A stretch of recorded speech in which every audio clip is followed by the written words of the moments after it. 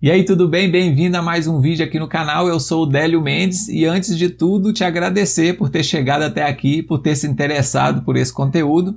E o assunto de hoje é um assunto que está sendo muito discutido recentemente no futebol brasileiro, no mercado do futebol brasileiro. São as SAFs, Sociedades Anônimas do Futebol.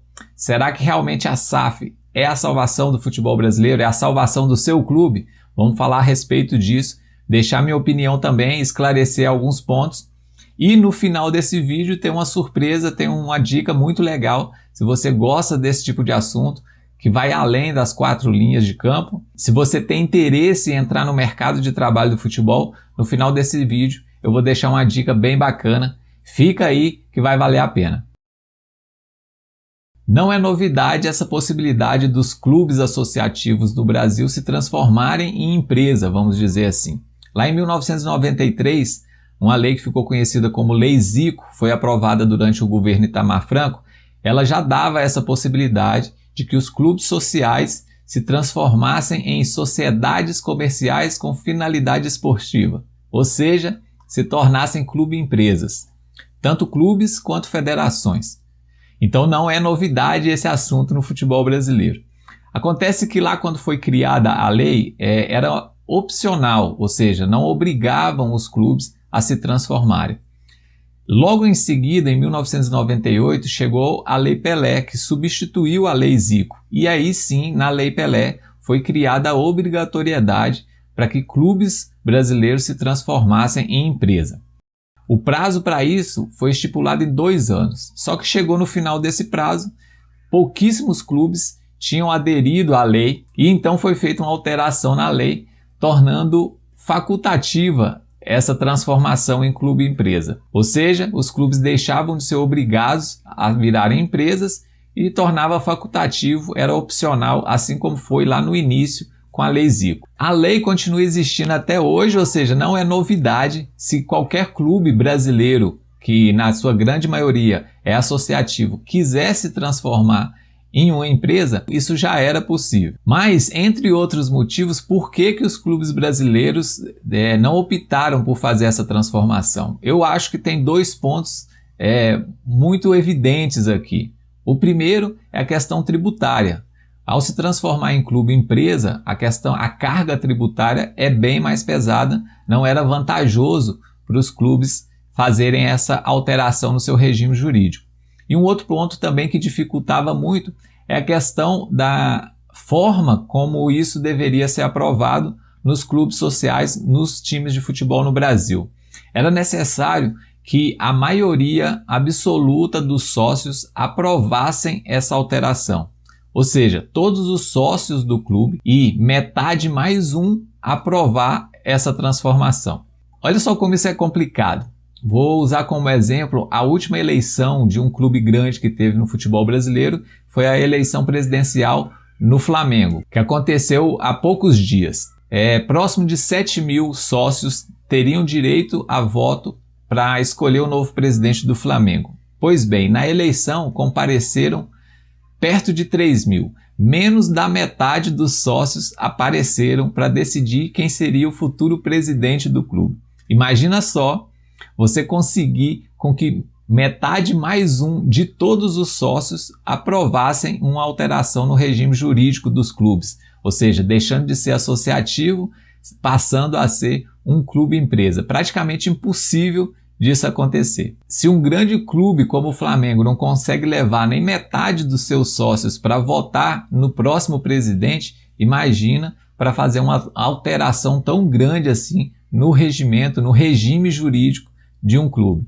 Não era tarefa nada fácil, tanto é que quase nenhum clube brasileiro acabou se transformando em clube-empresa. Pois bem, com a aprovação da Lei 14.193/2021, que é a lei da SAF, algumas facilidades foram criadas para que os clubes optem por essa transformação em clubes associativos para SAF, Sociedade Anônima do Futebol. Algumas dessas facilidades são vinculadas à parte financeira, que é o grande calo dos grandes clubes, dos médios e grandes clubes, principalmente do futebol brasileiro, ou seja, o pagamento das suas dívidas. foi criado um mecanismo de alongamento do prazo para o pagamento dessas dívidas. Pode variar aí entre 6 e 10 anos para pagar os credores. A criação de um plano de pagamento para criar uma expectativa, uma perspectiva de recebimento aos credores. Alguns mecanismos então foram criados para que o clube do futebol brasileiro que queira aderir a essa lei se sinta um pouquinho mais atraído. E uma outra possibilidade também vinculada à parte financeira é que a SAF dá a possibilidade dos clubes atraírem capital novo, ou seja, jogar a sua SAF, jogar o clube de futebol no mercado financeiro, atraindo investidores. Pode vender, vamos dizer assim, parte do clube de futebol para que mais dinheiro entre nas associações e possa pagar dívidas, investir no time de futebol e o que mais for necessário. Então, basicamente, a lei da SAF resolve o grande calo, o grande problema dos grandes e médios times do futebol brasileiro, que é a parte financeira e as suas dívidas, que em alguns casos são quase impagáveis. Tem um outro ponto também que facilita em relação à Lei Zico e Lei Pelé, lembra que eu falei da dificuldade de aprovação dessas transformações? Pois é, na SAF é diferente. Não é preciso maioria absoluta, ou seja, não é preciso que metade mais um de todos os sócios aprovem essa transformação. É preciso o que a gente chama de maioria simples, ou seja, metade mais um dos presentes na Assembleia que vai fazer essa votação. Bem mais fácil de se resolver. Mas então, será que a simples alteração do regime jurídico de um time de futebol, de um clube associativo para uma sociedade anônima, vai resolver todos os problemas dos times brasileiros, do futebol brasileiro? Vamos aprofundar um pouquinho mais a respeito disso. E aqui vai um pouco da minha opinião também. Além de todas as contrapartidas que a própria lei já exige, por exemplo, é preciso que o clube elabore um plano de pagamento dos seus credores, dessa dívida que o clube já tem. É preciso que os lucros e as receitas da SAF, desse novo CNPJ que vai ser criado, é preciso que 20% das receitas e 50% do lucro seja direcionado para o pagamento dessas dívidas, ou seja, para a execução desse plano de pagamento. Existem algumas contrapartidas que a própria lei já exige. E tem uma contrapartida que está fora da lei, que é mais conceitual, vamos dizer assim, que é urgente que os clubes brasileiros entendam, que é a profissionalização das administrações dos clubes brasileiros. Governança mais gestão. Não tem como o clube de futebol brasileiro sobreviver com uma competição que se avizinha sem organizar a casa. E a gente tem que pensar o seguinte: um clube associativo mal gerido, mal administrado e cheio de dívidas, ao se transformar numa SAF, é quase certeza que ele vai se transformar numa SAF mal gerida, mal administrada e cheia de dívidas. Então a questão não é só a lei não pode ser considerada o fim do processo. A lei é um meio para que os clubes brasileiros consigam se reestruturar administrativamente e até financeiramente. E o que está mais me assustando é que a amostra que a gente tem, principalmente dos 3 grandes clubes que já noticiaram a intenção de se transformar, de criar a sua SAF, Cruzeiro, Vasco da Gama e Botafogo, a impressão que eles passam é que essa profissionalização não é prioridade nesse momento. É um processo meio desesperado para resolver as grandes dívidas que esses clubes têm. E aí é o meu grande medo. Eu acho que a gente pode estar perdendo uma oportunidade de fazer uma coisa mais coesa, mais sólida para o futuro do futebol brasileiro. E a gente pode ter aí maus exemplos logo no início do processo, e isso pode deixar o ambiente, o mercado do futebol brasileiro com o pé atrás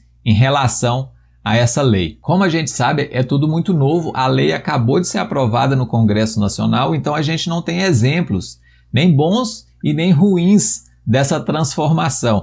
Até por isso eu acho que é preciso muita cautela nesse momento dos clubes que já mostram interesse em fazer essa migração no regime jurídico. Eu disse que a gente não tem exemplos de como essa transformação em SAF pode ajudar os clubes brasileiros, a gente não tem nem exemplos bons e nem ruins, mas a gente já tem alguns exemplos de mudança na administração de alguns clubes, mesmo sendo associativos, que mostram mais ou menos o caminho que tem que ser seguido. Não tem como fugir da profissionalização das administrações dos clubes brasileiros. E essa profissionalização passa por mudança de pessoa, por mudança de mentalidade. E aí está uma parte muito sensível dessa nova realidade que a gente pode ter no futebol brasileiro. Será que os clubes associativos, os sócios, os conselheiros, estão dispostos a abrir mão do poder, a abrir mão do controle do negócio? Vamos lá, vamos pensar um pouco a respeito disso. Se você é um investidor e quer colocar seu dinheiro em algum negócio, você tem que ter o controle daquele negócio, né? Você não vai colocar uma grande quantidade de dinheiro num investimento e deixar na mão de outra pessoa para ela gerir isso. Quer dizer, eu espero que não. É exatamente isso que vai acontecer com a Sociedade Anônima do Futebol. Os clubes brasileiros têm que estar cientes de que quem investe vai querer o controle. E a gente tem um exemplo que acabou de acontecer que ilustra bem isso. Essa mentalidade do gestor anos 90, anos 80 do futebol brasileiro. O Cruzeiro, entre os grandes clubes brasileiros, é o que está com o processo mais adiantado, né? Inclusive já entrou com pedido na junta comercial, já teve a aprovação, a criação do CNPJ da SAF do Cruzeiro e está caminhando aí, dando alguns passos em direção à busca desse novo capital para resolver sua questão financeira. Pois bem, o Cruzeiro já fez todos esses passos, já se adiantou no processo e é claro que durante todo esse processo o Cruzeiro, obviamente, foi ouvir um pouco o mercado para sentir qual era a receptividade do mercado, dos investidores, se era atrativo para eles. E o que o Cruzeiro acabou de chegar à conclusão, inclusive, é uma entrevista de um dos diretores do Cruzeiro. Foi nessa entrevista que eu peguei essa informação, ou seja, não estou inventando história aqui, é uma informação vinda da própria diretoria do Cruzeiro. O que eles perceberam é que o investidor não vai querer ter minoria na sociedade. Ou seja, o Cruzeiro tinha aprovado em assembleia, entre os seus conselheiros, que apenas 49% da SAF seria colocada no mercado, seria vendida. Pois bem, o Cruzeiro acabou percebendo que os investidores não estão a fim de fazer isso, eles querem o controle, ou seja, o Cruzeiro já vai fazer uma votação nas assembleias, nos seus conselhos, para que seja aprovado o aumento desse percentual para mais de 50%, porque senão os investidores não vão estar muito a fim de investir dinheiro nesse negócio. Ou seja, o Cruzeiro vai ter que abrir mão do controle do negócio para que ele possa acontecer. E aí é que está a questão que eu disse que é muito sensível. Será que os clubes brasileiros estão dispostos a perder esse poder? Essa é uma questão, então, que pode ser um entrave aí nessa transformação, nessa criação das sociedades anônimas do futebol de cada clube associativo do Brasil. E aí fica um alerta aqui para o torcedor, para a gente que é torcedor, né? A gente tem que tentar buscar informação além das mídias oficiais, porque é lógico que o clube que está tentando fazer essa transformação, ele vai vender uma certa facilidade nesse processo, de que tudo vai se dar de forma rápida, eficiente e que daqui a pouco o clube já vai estar ganhando títulos, e não vai ser bem assim, não é bem assim que vai acontecer. Então é preciso que a gente busque informação fora das mídias oficiais para a gente tentar entender um pouco mais esse cenário. Não é simples, não é só a criação de um CNPJ e está tudo resolvido. As dívidas vão ser sanadas, os credores vão ficar satisfeitos e o clube vai passar a investir dinheiro no futebol e ganhar tudo que é competição. O processo não pode ser simples assim. Lendo, ouvindo muita gente falando a respeito desse assunto, especialistas falando a respeito desse assunto. Aliás, daqui a pouquinho eu vou dar alguns nomes aqui para você buscar informação nessas pessoas, nessas fontes. Então, lendo e ouvindo essas fontes, fica claro para mim que a gente, pelo menos nesse início, a gente vai ter dois cenários bem claros de um início de investimento no futebol brasileiro. O primeiro cenário, eu acho que vai envolver clubes de menor porte, de médio e pequeno porte, com boa estrutura, mas clubes mais regionalizados. Talvez até onde o objetivo principal nem seja o esportivo, nem seja ganhar título toda a temporada, mas, por exemplo, clubes formadores, que vão formar atletas, formar profissionais dentro do futebol, dentro do esporte, para negociar. Eu acho que esse é um cenário bem claro que vai acontecer. Clubes de médio e pequeno porte conseguindo investidores mais facilmente. E um outro cenário que eu vejo que é muito claro são dos grandes clubes, desesperados, com dívidas quase que impagáveis, tentando dinheiro novo a qualquer custo. E aí está um grande problema, um grande risco. Como eu disse agora há pouco aqui atrás, essa pressa pode causar alguns problemas. 2 problemas bem claros eu consigo enxergar. O primeiro é conseguir menos dinheiro do que realmente o clube poderia conseguir se fizesse um processo um pouco mais elaborado, com um pouco mais de calma. E o segundo é atrair um investimento, um capital que não seja o ideal. O investidor errado, vamos dizer assim. Pode ser, por exemplo, um investidor que não tenha o mesmo objetivo do clube. Porque clube grande no Brasil, espero eu que o grande objetivo seja conquistar títulos, se posicionar no mercado esportivo como um grande vencedor. Talvez essa pressa possa atrair investidores que não pensem exatamente nisso e pensem apenas no retorno financeiro. Por exemplo, alguns clubes na Europa têm investidores que ele investiu dinheiro no clube, acertou ali financeiramente, fez alguns investimentos no futebol, mas que o objetivo final era vender o clube depois, ou seja, melhorar o produto para depois lucrar na venda. Pode acontecer isso no Brasil também, e nesses grandes clubes eu não sei se vai ser o capital ideal que eles vão conseguir atrair. Dinheiro com origem contestável, a gente também tem exemplos na Europa em relação a isso. Ou seja, essa pressa no processo, nesse processo que é a transformação do regime jurídico, da criação da SAF, pode acabar atraindo investidores que não são exatamente o que o clube precisa e que a torcida principalmente espera. Há muitos questionamentos ainda a respeito dessa lei, inclusive o meio jurídico está discutindo bastante alguns pontos dessa lei. Tem muita dúvida, tem muito questionamento da torcida, tem muito questionamento da empresa, do próprio mercado, investidor.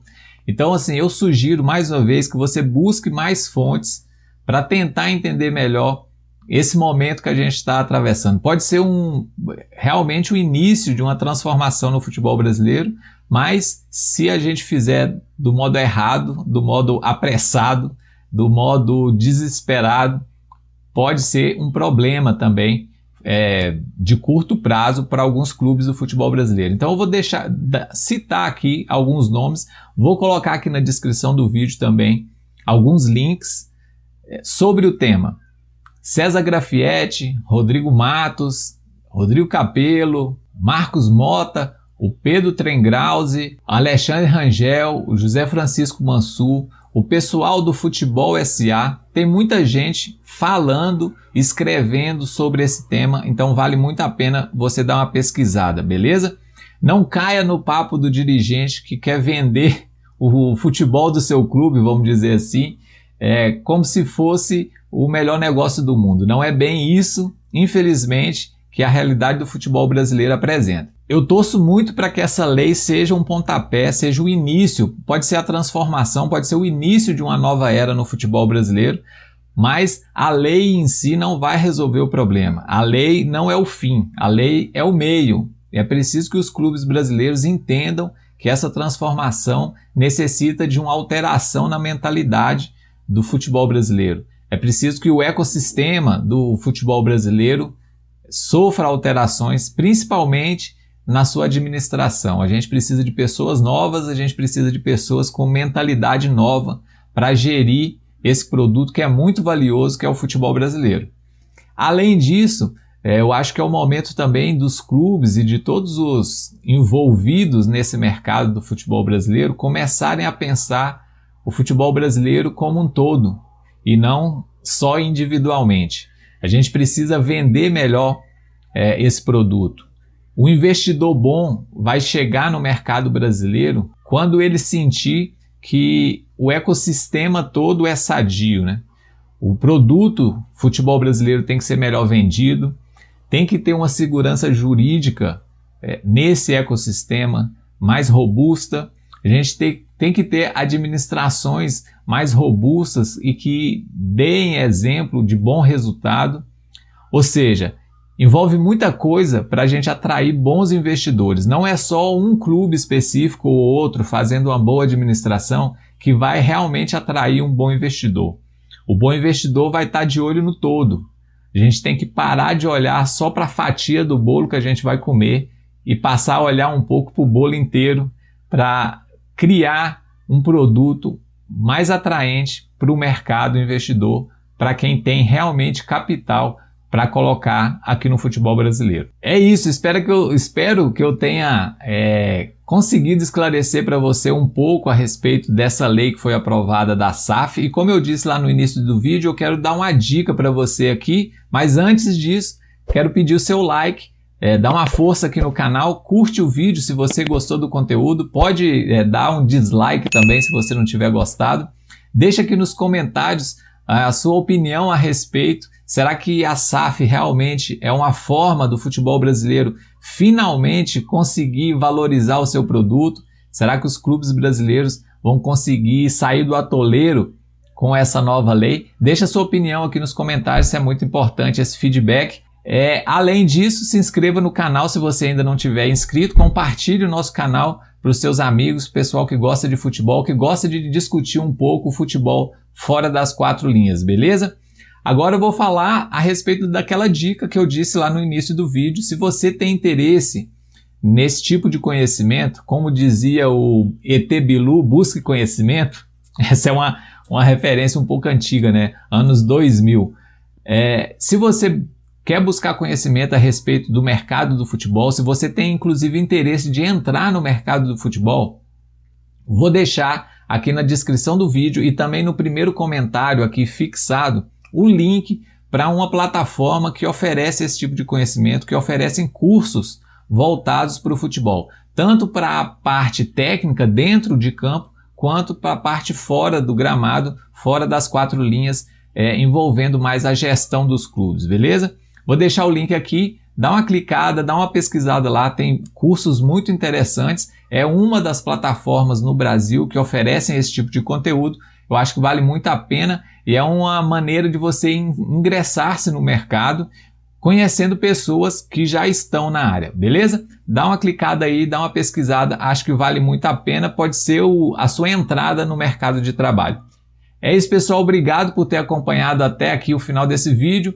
Um abraço para todo mundo, bom futebol e até mais, valeu!